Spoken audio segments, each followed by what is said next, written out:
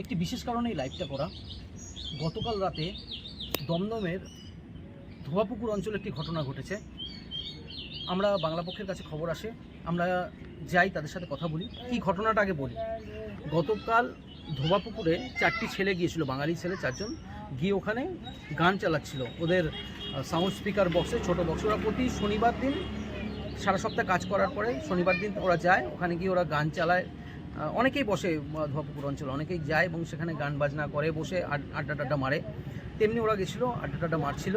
তো ওদের ওই বাংলা গান চলছিল, ওদের একটা গান যেটা চলছিল সেটা বলি, নাম রেখেছি বনলতা। ঠিক আছে, একটা গান রয়েছে যেটা নাম রেখেছি বনলতা, সেই গানটা ওরা বাজাচ্ছিল। হঠাৎ করে 2টি ছেলে আসে, তাদের যাদের মুখের ভাষা যাদের বাংলা নয় তারা আসে এবং ওই সাউন্ড স্পিকারটা নিয়ে আছাড় দিতে থাকে। তখন ওরা 4 বন্ধু মিলে আটকাতে যায়। যখন আটকাতে যায় তখন বলছে যে এখানে এসব গান বাজানো যাবে না, ঠিক আছে, হিন্দি গান বাজাতে হবে, ভোজপুরি গান বাজাতে হবে। তখন 4টে ছেলে প্রতিবাদ করে। প্রতিবাদ করার পরে 4টে ছেলে একটি ছেলেকে মারে, ওই 2টি ছেলে মিলে।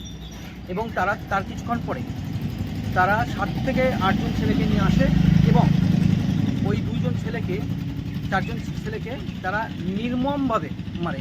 একজনের চোখ একদম খারাপ অবস্থা, চোখের মানে ফেটে ফুটে একাকার কাণ্ড।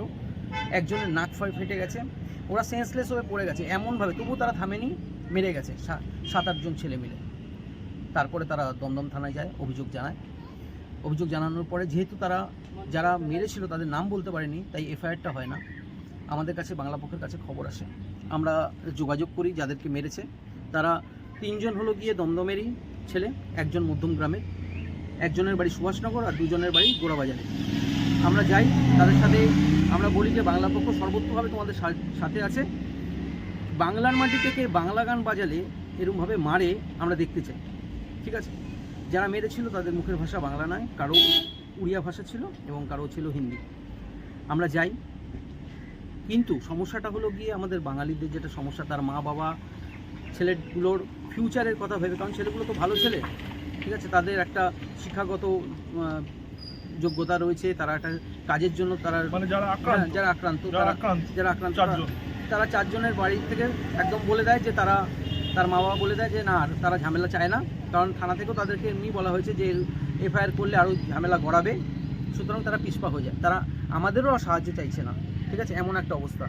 আমরা বাংলা পক্ষ কোনো মারপিটে বিশ্বাস নেই যে আমরা গিয়ে আমরা আইনের ওপর আমাদের আস্থা রয়েছে, কিন্তু ব্যাপারটা যেটা অতি ভয়ানক, বাংলার মাটিতে এরকম গোড়াবাজার অঞ্চল, ধোয়াপুকুর অঞ্চলে শুধু বাংলা গান বাজাচ্ছে বলে ছেলেগুলোকে নির্মমভাবে মেরেছে, ঠিক আছে। আমরা জানি যে উড়িষ্যায় কিছুদিন আগে বাঙালিকে মেরে ভাগানো হয়েছে, ঠিক আছে, বলা হয়েছে বাংলাদেশি বলা হয়েছে। বিহারে তো অহরহই বাঙালির উপর অত্যাচার চলে। বাংলার মাটিতে বাঙালি কিছু না করে এভাবে আক্রান্ত হচ্ছে, মার খাচ্ছে, ঠিক আছে। আমরা বাংলা পক্ষ আজকে হয়তো সেই পরিবারটিকে পাশে পেলাম না, তারা বলছে যে তারা কিছু করবে না, চুপচাপ মার সহ্য করে নিল, কিন্তু আমরা চাই বাঙালি কিন্তু এরকম পিছিয়ে হটে যাওয়ার বাঙালি নয়। বাঙালি কিন্তু সুভাষচন্দ্র বসু, ক্ষুদিরামের জাতির রক্ত তার গায়ে চলছে। আমরা আশা করব যে একদিন না একদিন তারা মুখ খুলবে, এই জিনিস কিন্তু অন্যায়কে তারা বরদাস্ত করবে না, ঠিক আছে। এই বাংলার মাটিতে যে এইভাবে যে বাঙালি আক্রান্ত হচ্ছে, বারংবার আক্রান্ত হচ্ছে, আমরা চাইছি প্রশাসন এবং যারা দায়ভার যাদের রয়েছে, রাজনৈতিক দলগুলো যাদের রয়েছে, তারা অবিলম্বে এই জিনিসটি দেখুক। দমদম থানায় কালকে অভিযোগ দায়ের করা হয়েছে, বড়বাবুও জানেন, তাদের কাছে জানতে চাওয়া হোক যে কী হয়েছে, কী ঘটনা ঘটেছে এবং তাদের আইডেন্টিফাই করে উপযুক্ত শাস্তির ব্যবস্থা হোক। আমরা এটাই চাই বাংলা পক্ষের পক্ষ থেকে। জয় বাংলা। এবং সবচেয়ে বড় কথা হচ্ছে, বাঙালিকে একটা কথা বলবো যে যারা, দেখুন, পুলিশের একটা দায়িত্ব আছে, ঠিক কথা, কিন্তু পুলিশের কাছে আপনি যদি অভিযোগ নিয়ে যান না, অভিযোগটা একটা পার্টিকুলার কারোর নামে তো হতে হবে, নাহলে পুলিশ কাকে ধরবে? তাই পুলিশ এফআইআর নিতে পারে না। পুলিশ কারোর নামে তো একটা কমপ্লেন, আপনাকে কমপ্লেনটা কারোর নামে নিয়ে যেতে হবে।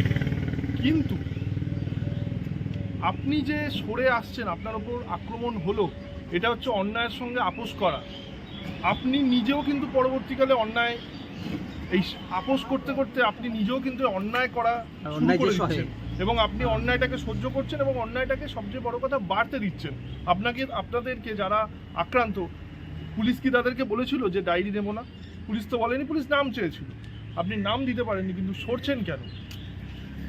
বাংলা পক্ষ তাদের খুঁজতো, বাংলা পক্ষ চেষ্টা করতো, আপনারা দেখতেন খুঁজতে, বাংলা পক্ষ সহায়তা করতো যে আপনারা এসে তাদের নামে অভিযোগটা, কারণ এটা তো একটা ক্রাইম, এই ক্রাইমের এগেনস্টে অভিযোগটা ঠিক ব্যবস্থা হতো। কিন্তু যারা সরে যাচ্ছেন আঘাতপ্রাপ্ত হয়ে, এতে কী হচ্ছে বলুন তো, আঘাতের ভয় বা ঝামেলার ভয় বা জড়িয়ে পড়বার ভয় সরে যেতে যেতে যেতে কিন্তু কলকাতাটা আজকে বাঙালি শূন্য হয়ে গেছে।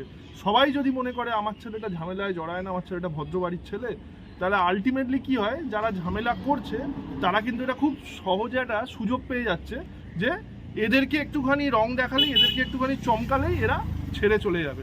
কালকে আপনার বাড়িতে ঢুকে যদি আপনাকে চমকায়, তাহলে আপনি অভিযোগ না করে কি বাড়ি ছেড়ে চলে আসবেন? যদি তাই করেন তাহলে আমাদের কিছু বলার নেই। কিন্তু বাংলা পক্ষ ভবিষ্যতে, অতীতে যা করে এসছে ভবিষ্যতেও তাই করবে। বাংলা পক্ষ কিন্তু আইনের সাহায্য নিয়ে এগুলো প্রতিকার করার চেষ্টা করবে। এই ধোবাপুকুর অঞ্চলে কিন্তু এই একবার না, এরকম কিন্তু বারংবার এই অভিযোগ আসে যে পেছনের দিকে থাকে নাকি এরকমই টোন টিটকারি কাটা হয়, মেয়েরা গেলে এরকমই বলা হয়, সমস্ত রকমের নেশা করা হয়। আমরা চাইবো যে মাননীয় সাংসদ, মাননীয় বিধায়ক এবং পৌরপ্রধান, উপপৌরপ্রধান যারা রয়েছেন, দায়িত্বে রয়েছেন, এবং পুলিশ প্রশাসনের উপর আমরা আস্থা রাখি, তারা দ্রুত এই বিষয়টি দেখুন এবং যারা এই কার্যের সাথে যুক্ত, যারা গতকাল 4টে বাঙালিকে এইভাবে নির্মমভাবে মেরেছে, রক্তাক্ত করেছে, আমরা চাইছি তাদের শনাক্ত করে উপযুক্ত শাস্তির ব্যবস্থা হোক।